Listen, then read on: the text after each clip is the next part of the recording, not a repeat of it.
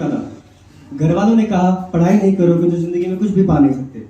फिर कम पढ़कर भी अच्छे नंबर ले आया तो शायद अपने आप को 30 मार्क का समझने लगा। पढ़ाई छोड़कर मुझे सब कुछ पसंद था, खेलना कूदना भागना दौड़ना और फिर थक कर सो जाना। इस समय मीठा खाना बहुत पसंद था। इस समय क्रिकेट खेलना लगता था कि जैसे मानो क्रिकेट के बिना जिंदगी अधूरी हो। सुबह खेलने जाना, शाम तक खेलना, ना भूख ना प्यास, एनर्जी तो ऐसी मानो कभी थकना नहीं आता था। फिर मैं थोड़ा बड़ा हुआ तो अब मीठा खाना थोड़ा कम हो गया, तीखी चीजें ज्यादा पसंद आने लगी और दौर आया जवानी का।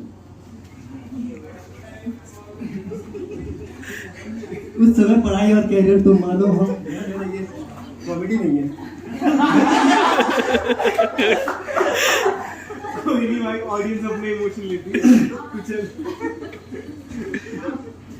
उस समय पढ़ाई और कैरियर तो मानो हम भूल ही गए थे। सभी को गर्लफ्रेंड बॉयफ्रेंड बना के देखता था तो उनके बीच के झगड़े देता था, तो सोचता था कि जिंदगी में एक ही बनाऊंगा, इसलिए एक परफेक्ट पार्टनर की तलाश में निकल गया और सोशल मीडिया में इतने दोस्त बनाए कि लगता था कि शायद यही दुनिया सच है। हजारों दोस्त जिनसे हम कभी नहीं मिले हमको बहुत खास लगते थे। फिर एक दो बार दिल तोड़वाने के बाद समझ आया कि दुनिया शायद कुछ और ही है। मैंने रिश्तों को टूटते हुए देखा खूबसूरती और पैसों के लिए।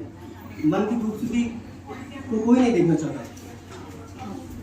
जैसे हमारे बड़े आशीर्वाद देते हैं, खूब बड़े हो जाओ, पैसा कमाओ, खूब बड़ा आदमी बनो। कोई नहीं बोलता कि अच्छे इंसान हो, क्योंकि उनको भी लगता है शायद कि अच्छे इंसान बनने का कोई फायदा नहीं है। वैसे भी शायद वो सही है, क्योंकि इस दुनिया में पैसा, गाड़ी बर्तन के कपड़ों से ही लोगों का स्टेटस देखा जाता है।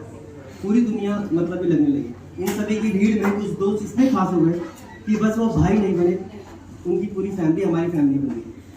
हजारों झगड़े हुए हमारे, लेकिन उन्होंने ना हमने कभी उनको एक दूसरे अलग कर दिया। इस समय हमको सपनों के पीछे भागना बहुत अच्छा लगता था।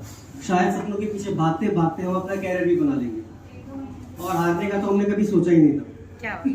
फिर सपनों के पीछे भागते भागते लगा कि शायद हम कहीं नहीं पहुंच पाएंगे।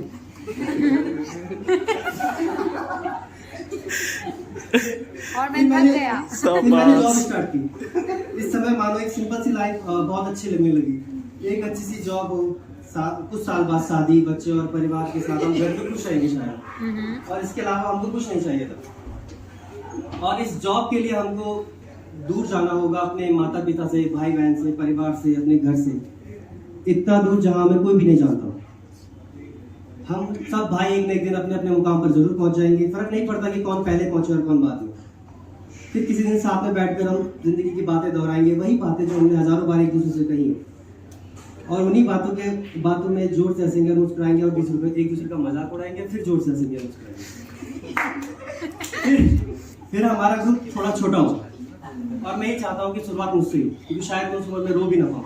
क्या बात है? और रो भी क्योंकि अंत ही सत्य है। यार ये लेकिन डीप है। सीरियसली यार,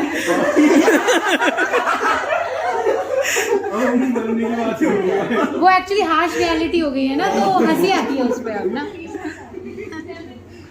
लेकिन जाने से पहले अपनी लाइफ को एक बार बिना किसी डर के जीना चाहता हूँ। अपनी कुछ बातें मैं लोगों तक पहुँचाना चाहता हूँ, और कुछ चीज़ें हैं जो मैं अपने मन की भी करना चाहता हूँ। मैं अपने परिवार के लिए एक बेटर लाइफस्टाइल चाहता हूँ। हाँ, मेरा परिवार थोड़ा बड़ा हो गया है, बस मैं सबको खुश देखना चाहता हूँ। हाँ, मैं अपने को ऐसा देखना चाहता हूँ कि बहुत मुश्किल था, मैंने ट्राई किया, मैंने स्ट्रगल किया, बट मैंने जो सोचा था मैंने पा लिया। मैंने बातें अपनी लोगों तक पहुँचाई। मैं खुश हूँ, मैं शांत हूँ, क्योंकि हमारा अंतिम लक्ष्य शांति है। अंत में मैं सभी से माफी मांगना चाहता हूँ। पहले अपने परिवार वालों से, अपने घर वालों से, क्योंकि मैं उनके सपने जो उन्होंने मेरे साथ देखे थे मैं वो कभी पूरे नहीं कर पाया। फिर कुछ माफी चाहने वालों से, जिंदगी से, जो जिंदगी की भर के मैं लिटरली फर्स्ट टाइम ऐसा हुआ कोई इतनी डीप लाइन कंटिन्यू भाई, कंटिन्यू। बहुत अच्छा, बहुत डीप है। हाँ, वो ज्यादा डीप होने पे माइंड हमारा फ्लक्चुएट करता है ना, दिस जनरेशन तो का पहले इशू। मैं अपने घर वालों से माफी मांगना चाहूँगा, जो भी उन्होंने मेरे साथ सपने देखे वो कभी पूरे नहीं कर पाया। फिर कुछ माफी उन रिश्तों से जो जिंदगी भर के एक अनजान रिश्ते में रह गए, मैं जिनको कोई नाम नहीं दे पाया। फिर कुछ रिश्ते ऐसे जैसे दोस्ती के, जिनको यहाँ नहीं मिलेगी माफी। वहीं जाना पड़ेगा उनके पास। तो जिनका मैंने कभी दिल दुखा, उन सबको माफी मांगना चाहता हूँ।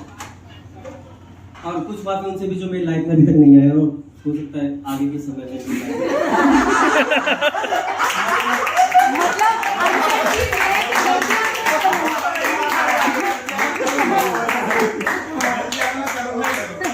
सुधरने का कोई इरादा नहीं। हाँ कोशिश मैं जरूर करूँगा, तुम भी कुछ करो।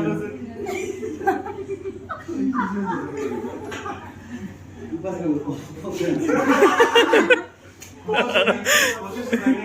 बोलो बोलो। ये वीडियो उन तक जाएगी ना, आप पढ़ो पढ़ो, एटलीस्ट जेन्युइन तो लगनी चाहिए अपने सारी। हिसाब से मुझे लगता है कि और कुछ नहीं, अपने हिसाब से कभी करते जाओ, कभी किसी के काम आ सकते हो तो आ जाओ। Great. शुक्र मनाओगे तो किसी के काम आ रहे हो। अब अंत में घर की ओर चलते हैं, कुछ पल फिर से घर में बिताते हैं और घर जिनके बिना अधूरा रहता है, माँ को धन्यवाद करते हैं क्या बात। और कुछ लाइन मांगेंगे। एक गाना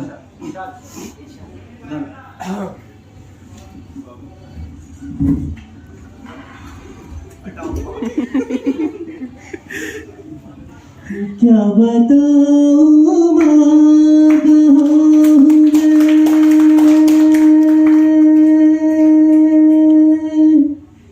यहाँ उड़ने को मेरे खुला आसमां है, तेरे किस्सों जैसा भोला सलोना जहाँ है, यहाँ सपनों वाला भी पतंग हो बेफिक्र उड़ बनी धर्मा,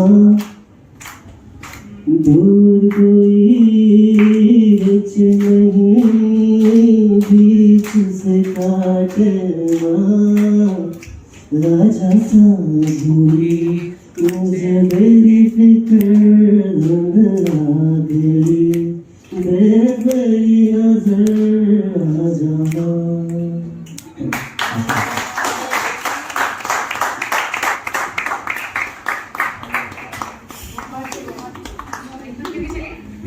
बहुत बहुत शुक्रिया, एक बार जोरदार